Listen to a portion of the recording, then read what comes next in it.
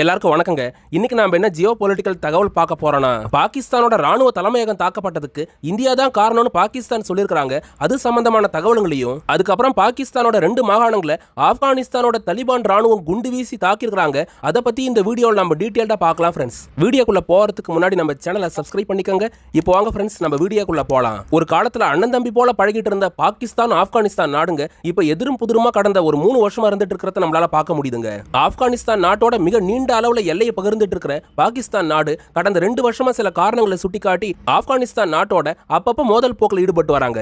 ஆப்கானிஸ்தான் நாட்டோட தலைநகரமா இருக்க காபூலை டார்கெட் பண்ணியே பாகிஸ்தான் ராணுவம் அப்பப்ப ஏர் ஸ்ட்ரைக் நடத்துறதுனால 2 நாடுகளுக்கு நடுவுல அந்த துரந்தரையின் பார்டர் பகுதியில் அப்பப்ப போர்ன்றது ஏற்பட்டு வருதுங்க. 2 நாடுகளும் இப்படி மாறி மாறி அடிச்சுக்கிறதுனால அப்பாவி மக்கள் தான் இறந்து போறாங்க. அதனால பாகிஸ்தான் ஆப்கானிஸ்தான் நாடுங்க பேச்சுவார்த்தை மூலமா போற முடிவு கொண்டு வரணும்னு ஐநா சபையில தொடங்கி பல நாடுங்க அழுத்தம் கொடுத்த காரணத்தினால இந்த 2 நாடுகளும் ஒரு அமைதி பேச்சுவார்த்தையை அரபு நாடுகளா இருக்க சவுதி அரேபியா, கத்தார் வாயிலா நடத்தி 2025 இறுதியில ஒரு போர் நிறுத்தத்தையும் தற்காலிகமா கொண்டு வந்தாங்க. அது எந்த வகையிலையும் பலன் கொடுக்கலங்க. திரும்பவும் 2026 ஸ்டார்டிங்ல இருந்தே பாகிஸ்தான் ஆப்கானிஸ்தான் நாடுங்க போர்ல ஈடுபட ஆரம்பிச்சிட்டாங்க. ஃப்ரெண்ட்ஸ், உக்ரைன் ரஷ்யா போர் மாதிரி தினம் 2 நாடுகளும் தரைப்படைகளை வச்சு போர் நடத்திக்காம அப்பப்ப சில காரணங்களை முன்னிறுத்தி பாகிஸ்தான் ஆப்கானிஸ்தான் நாடுங்க ஏர் ஸ்ட்ரைக் நடத்துறதையும் துரந்தலைன் பகுதியில் இரு நாட்டு ராணுவமும் கண்டபடி தாக்குறதையும் இவங்க ஒரு வழக்கமா ஃபாலோ பண்றாங்க. ஒண்ணு இல்லங்க, தினம் சண்டை போடாம மாசத்துல ஏதாவது ஒரு நாள்ல 2 நாடுகளும் மாறி மாறி அடிச்சுக்கிறாங்க. இப்படியான பேட்டர்ன்ல போர் நடத்திட்டு வர பாகிஸ்தான் ஆப்கானிஸ்தான் நாடுகளுக்கு இடையில ஜூன் மாசம் 2026 அப்ப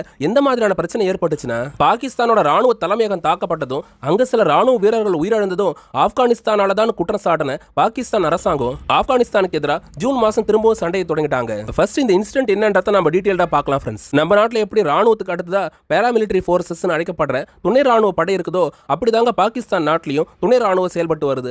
அந்த ராணுவ படையை அந்த நாட்டோட அரசாங்கம் ரேஞ்சர்ஸ் என்ற ஒரு அடைமொழியோட குறிப்பிடுறாங்க. இந்த ரேஞ்சர்ஸை பயன்படுத்தி தான் அந்த நாட்டை இயக்கிற அரசாங்க கட்டிடங்கள் உட்பட பல முக்கியமான இடங்களையும் பாகிஸ்தான் அரசாங்கம் பாதுகாத்துட்டு வராங்க. பாகிஸ்தானோட ரேஞ்சர்ஸ் படைகளுக்கு தலைமையகம் எங்க செயல்படுதுன்னா, பாகிஸ்தான் நாட்டோட அதிக முக்கியத்துவம் வாய்ந்த கராச்சி நகரத்துல தாங்க. கராச்சி நகரத்துல செயல்படுற இந்த ரேஞ்சர்ஸ் படையோட தலைமையகத்தை குறி வச்சு கடந்த ஜூன் மாசம் 2027 அன்னைக்கு ஒரு தாக்குதல் சம்பவம் அரங்கேற்றப்பட்டுச்சு. ராணுவ தலைமையகன்றதுனால அந்த இடத்துல கெடுபிடியும் பாதுகாப்பு அம்சங்களும் ரொம்ப அதிகமா இருக்கும். அதையும் மீறி தான் இந்த தாக்குதல் சம்பவம் அங்க நடத்தப்பட்டிருக்குது. சர்வதேச ஊடகமா இருக்க ராய்டர்ஸ் சொல்லக்கூடிய தகவல் பிரகாரம் பார்த்தனா, எங்க இருந்தோ வந்த ஒரு கார் திடீர்னு அந்த ராணுவ தலைமையகத்துக்குள்ளார நுழைஞ்சு அதிரடியா தாக்குதல் நடத்திருக்கிறதா சொல்லியிருக்காங்க. இந்த ஒரு தாக்குதல்ல அந்த ராணுவ தலைமையகத்தோட கட்டிடங்களும் சேதமாயிருக்குது. அங்க பணியாற்றின ஊழியர்கள் உட்பட பல பேரும் இறந்து போயிருக்கிறதா தகவல் கிடைச்சிருக்குதுங்க. அதுல இந்த ஒரு தாக்குதல்ல பாகிஸ்தான் ராணுவ வீரர்கள் 5 பேருக்கு மேல உயிரிழந்திருக்கிறதுக்கு அதிகமான வாய்ப்பு இருக்கிறதா சொல்லப்படுதுங்க. ஃப்ரெண்ட்ஸ், பாகிஸ்தானோட ராணுவ தலைமையகம் தாக்கப்பட்டிருக்குது.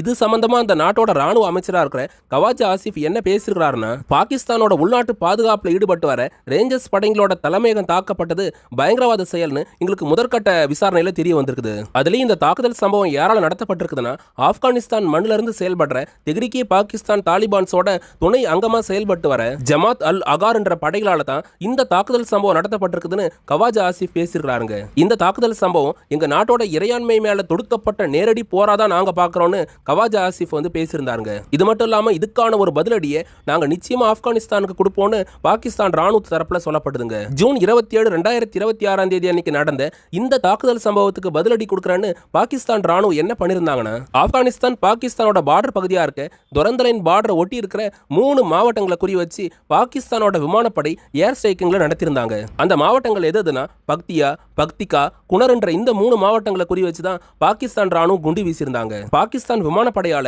தொடர்ந்து 3 நாள் நடத்தப்பட்ட இந்த தாக்குதல்ல ஆப்கானிஸ்தானோட அந்த 3 மாவட்டங்கள்ல நிறைய கட்டிடங்கள் தரமட்டமாச்சுங்க. இப்படி நடந்து முடிஞ்ச இந்த ஏர் ஸ்ட்ரைக் சம்பந்தமா பாகிஸ்தான் ராணுவம் என்ன விளக்கம் கொடுத்தாங்கன்னா, பாகிஸ்தான் நாட்டில் நடந்துட்டு வர ஷபாஸ் ஷெரீப் தலைமையிலான அரசாங்கத்தை வீழ்த்திட்டு தங்களுக்கு சாதகமான ஒரு அரசாங்கத்தை கொண்டு வரணும்னு ஆப்கானிஸ்தான் மண்ணில இருந்து செயல்படுற தெஹ்ரீக் பாகிஸ்தான் தாலிபான்ஸ் படைங்க முயற்சி பண்றாங்க. அதுக்கான முன்னெடுப்புன்னு எங்க நாட்டுக்குள்ளார எக்கச்சக்கமான தாக்குதல் சம்பவங்களையும் அவங்க அரங்கேற்றிட்டு வராங்க.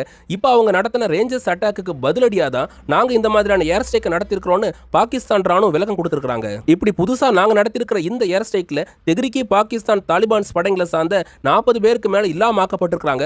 அவங்களோட ஆயுதங்களும் அழிக்கப்பட்டிருக்குதுன்னு பாகிஸ்தான் ராணுவம் ஒரு விளக்கம் கொடுத்திருந்தாங்க. ரேஞ்சர்ஸ் அட்டாக்கு பதிலடி தரன்னு பாகிஸ்தான் இப்படி ஒரு தாக்குதல் நடத்திட்டாங்களா?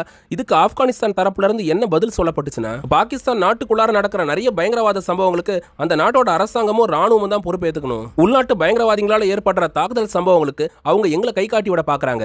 ஆப்கானிஸ்தானோட தலிபான் ராணுவம் வலிமையா இல்ல, எங்க கிட்ட போதுமான ஆயுத ஆயுதங்கள் இல்லைன்ற ஒரு காரணத்தை முன் வச்சுதான் அவங்க எங்க மேல இஷ்டத்துக்கு ஏர் ஸ்ட்ரைக் பண்ணிட்டு வராங்க. அமெரிக்காவோட பொருளாதார தடைகள் காரணமா எங்க கிட்ட போதுமான ஆயுத கையிருப்பு இல்லாம இருக்கலாம். அதுக்காக எங்களோட ஆப்கான் தலிபான் ராணுவம் வலிமை இல்லாத படை கிடையாது. எங்களோட 3 மாவட்டங்களை குறி வச்சு பாகிஸ்தான் விமானப்படை குண்டு வீசிருக்காங்க. அதுல அவங்க சொல்ற மாதிரி பயங்கரவாதிகள்லாம் உயிரிழக்கல, எங்களோட அப்பாவி பொதுமக்கள் தான் இறந்து போயிருக்காங்க. கண்மூடித்தனமா பாகிஸ்தான் நடத்தின தாக்குதல்ல எங்க மக்கள் 40 பேர் வரைக்கும் உயிரிழந்திருக்காங்க. இதுக்கான அதிதீவிரமான பதிலடியை நாங்க பாகிஸ்தான் ராணுவத்துக்கு நிச்சயமா கொடுத்தே தீர்வோம்னு ஆப்கானிஸ்தானோட ஆர்ம்டு போர்சஸோட சீஃப் டிஃபென்ஸ் ஆபீசரா இருக்கிற ஃபசிகுதீன் ஃபிட்டாரெட் ஆவேசமா பேசியிருக்காங்க. இப்படி பாகிஸ்தானுக்கு எச்சரிக்கை விடுத்தது மட்டும் இல்லாம ஆப்கானோட தலிபான் ராணுவம் பாகிஸ்தானுக்கு எதிராக எப்படிப்பட்ட தாக்குதலை நடத்திருக்காங்கன்னா, அமெரிக்காவோட 20 வருஷ போர், அதுக்கப்புறம் அவங்களோட பொருளாதார தடை காரணமா ஆப்கான்ல இப்ப நடந்துட்டு வர தலிபான் அரசாங்கத்துக்கிட்ட போர் விமானங்கள் எதுவும் கிடையாதுங்க. கொஞ்சம் சோவியத் கால ஹெலிகாப்டர்களை மட்டும்தான் அவங்க வச்சிருக்காங்க. இருந்த போதிலும் ரஷ்ய அதிபர் புதினோட துணை காரணமா அவங்க கிட்ட ட்ரோன்ஸ்ங்கிறது அதிக அளவில் இருக்குதுங்க. குறிப்பா அவங்க கிட்ட சர்வேலன்ஸ் ட்ரோன்ஸ்களும் இருக்குது, அதுக்கப்புறம் அட்டாக் ட்ரோன்ஸ்களுமே இருந்துட்டு இருக்குது. போர் விமானங்கள் இல்லாட்டி போனா என்ன, எங்க கிட்ட இருக்கிற அட்டாக் ட்ரோன்ஸ்களை வச்சு பாகிஸ்தானுக்கு எதிராக எங்களால் கடுமையான தாக்குதல் நடத்த முடியும்னு நூற்றுக்கணக்கான அட்டாக் ட்ரோன்ஸ்களை பயன்படுத்தி பாகிஸ்தானோட 2 மாகாணங்களை ஆப்கானிஸ்தானோட தலிபான் ராணுவம் இப்ப தாக்கியிருக்காங்க. எந்தெந்த மாகாணங்கள் தாக்கப்பட்டிருக்குதுன்னு பாத்தீங்கன்னா, பாகிஸ்தானோட பலுசிஸ்தான், அதுக்கப்புறம் கைபர் பக்துன்வாங்க. பாகிஸ்தான் நாட்டில் மொத்தமே 4 மாகாணங்கள் தாங்க இருக்குது. அதுல 2 மாகாணங்கள் ஆப்கானிஸ்தானால தாக்கப்பட்டிருக்கிறது பாகிஸ்தானுக்கு கடுமையான அதிர்ச்சியை கொடுத்திருக்குது. ஆப்கானிஸ்தான் ஒப்பிட போகும்போது ஒரு ப்ராப்பரான ராணுவமா தான் பாகிஸ்தானோட ராணுவம் இருக்குது. பாகிஸ்தான் கிட்ட முப்படைகள் இருக்குது, ஒரு வலிமையான ஒரு ராணுவ கட்டமைப்பை, ஒரு ஸ்ட்ரக்சர்டான ராணுவம் அவங்க கையில் இருக்குதுங்க. இருந்தாலுமே ஆப்கானிஸ்தானோட தாக்குதலை அவங்களால சமாளிக்க முடியலன்றது தான் இங்க கலை யதார்த்தமா இருக்குது. பாகிஸ்தான் கிட்ட ஏர் டிஃபென்ஸ் சிஸ்டமா அவங்க கிட்ட surface to air attack air defence system, அதுக்கப்புறம் சீனா அவங்க கையில் கொடுத்து வச்சிருக்கிற HQ-9 வேரியன்ட் சார்ந்த ஏர் டிஃபென்ஸ் சிஸ்டமும் அவங்க கிட்ட ஸ்டாக் இருக்குதுங்க.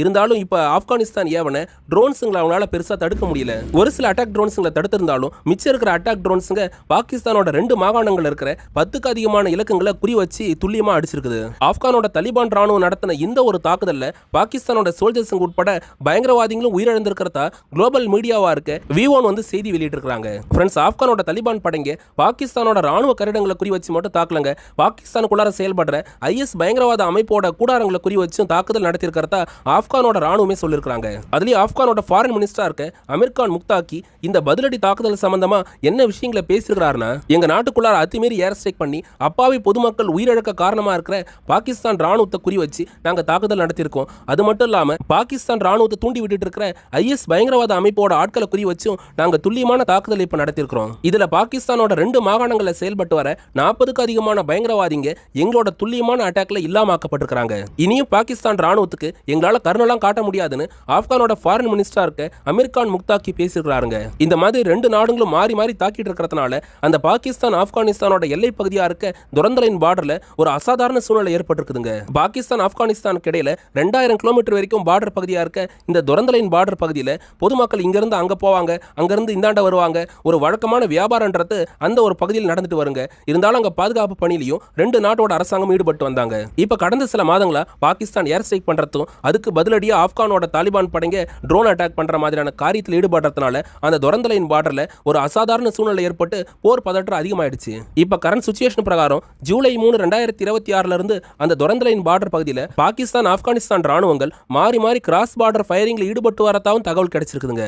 அதாவது விமானப்படை ட்ரோன்ஸ்களை மட்டும் வச்சு தாக்கிக்காம தரைப்படைகளை பயன்படுத்தியும் அந்த பார்டர் பகுதியில இவங்க அடிச்சுக்கிறாங்க. ஃப்ரெண்ட்ஸ், இப்ப பாகிஸ்தான் ஆப்கானிஸ்தான் சண்டையிலையும் பாகிஸ்தான் என்ன பண்றாங்க, அவங்களோட அரசியல் காரணங்களுக்காக இந்தியாவை கை காட்டுறாங்க. இந்தியா இஸ்ரேலோட துணையோட தான் அட்டாக் ட்ரோன்ஸ்களை உருவாக்கி எங்களுக்கு எதிராக ஆப்கானிஸ்தான் தாக்குதல் நடத்துறாங்க, இதுக்கு இந்தியா தான் காரணம்னு பாகிஸ்தானோட ஃபாரின் மினிஸ்டரா இருக்க இஷாக் தார் இந்தியாவுக்கு எதிராக பழி போட்டிருக்காங்க.